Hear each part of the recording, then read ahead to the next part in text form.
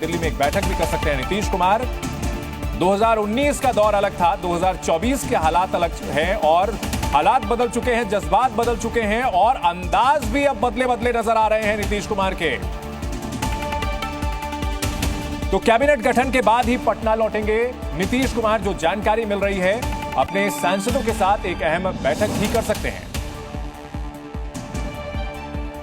और जी मीडिया संवाददाता प्रशांत झा इस बड़ी खबर पर हमारे साथ जुड़ रहे हैं। प्रशांत, नीतीश कुमार 2019 की याद आती है जब उन्हें एक सीट ऑफर की गई थी और नाराज हो गए थे। इस बार हालात पूरी तरह से बदल चुके हैं और अब तो वित्त मंत्रालय तक पर दावा ठोक रहे हैं।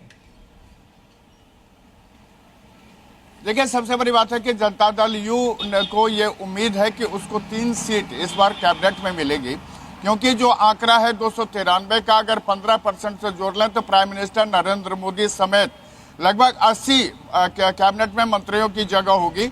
और इसमें अगर आप संख्या बल के आधार पर देख लें तो जो फार्मूला निकल के सामने आया है उसमें 4 सांसदों पर 1 मंत्री बनाए जाने की बात है। तो ऐसे में जब जेडीयू के पास 12 सांसद हैं तो ये उम्मीद की जा रही है, जो सूत्र भी बता रहे हैं कि जेडीयू के खाते में 3 सीटें जाएंगी। हालांकि जेडीयू ने अपनी तरफ से रेल मंत्रालय, साथ में वित्त मंत्रालय और कृषि मंत्रालय की मांग रखी है।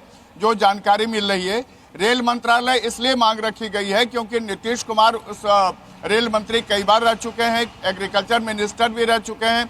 साथ ही में इस बार नया दावा यह किया गया है कि जो फाइनेंस मिनिस्ट्री है वो जेडीयू के खाते में दिया जाए। इसके अलावा बिल्कुल देख रहे हैं कि 3 जो सीटें मांगी गई हैं कैबिनेट में, जो रेल है, रेल मंत्रालय, तो खैर जो नीतीश कुमार को जो लोग जानते हैं वो सभी ये मान रहे थे कि रेल मंत्रालय तो सबसे पहले वे मांगेंगे, लेकिन वित्त मंत्रालय पर दावा जो किया गया है बहुत दिलचस्प है। सहयोगियों से समर्थन पुख्ता करने के बाद भी बीजेपी चुप नहीं है। क्या पता कल को नीतीश कुमार और चंद्रबाबू नायडू इंडिया गठबंधन का साथ दे दें। ऐसी किसी स्थिति से निपटने के लिए बीजेपी की नजर उन छोटे दलों और निर्दलीय सांसदों पर है जिन्होंने इस चुनाव में कुल 17 सीटें जीती हैं। सूत्रों के अनुसार खबर है कि बीजेपी ने निर्दलीय और छोटे दलों के सांसदों से संपर्क साधना भी शुरू कर दिया है।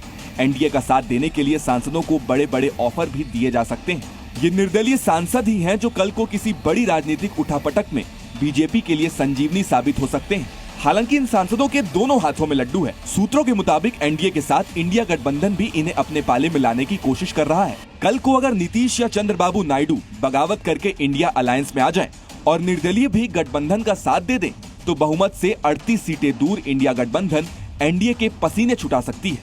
शायद इसीलिए मल्लिकार्जुन खड़गे ने भी बयान दिया, हम यहाँ से संदेश देते हैं कि इंडिया गठबंधन उन सभी राजनीतिक दलों का स्वागत करता है जो भारत के संविधान के प्रस्तावना में अटूट विश्वास रखते हैं। यानी इंडिया गठबंधन और एनडीए हर कोई निर्दलीय और छोटे दलों के सांसदों को अपने साथ लाना चाहते हैं।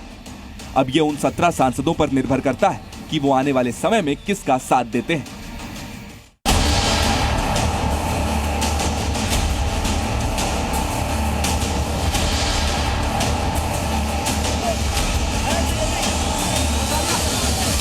मेरे प्रधानमंत्री तीसरी बार देश के प्रधानमंत्री बनने जा रहे हैं। सरकार को लेकर कहीं कोई संशय किसी के भी मन में नहीं होना चाहिए।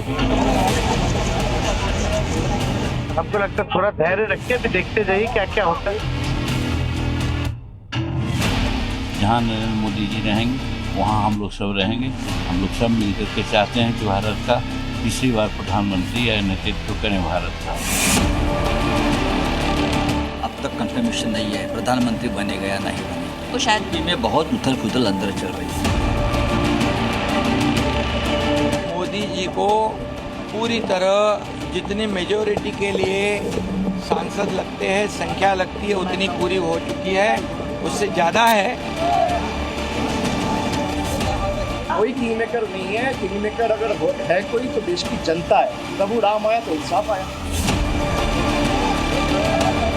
बजरंगबली का नाम का दुरुपयोग किया था तो एक गदा मारी थी मोदी जी, कर्नाटक साफ हो गई थी। और जब आपने भगवान राम का दुरुपयोग किया तो उन्होंने ऐसा मारा कि पूर्ण बहुमत में नहीं आ पाया।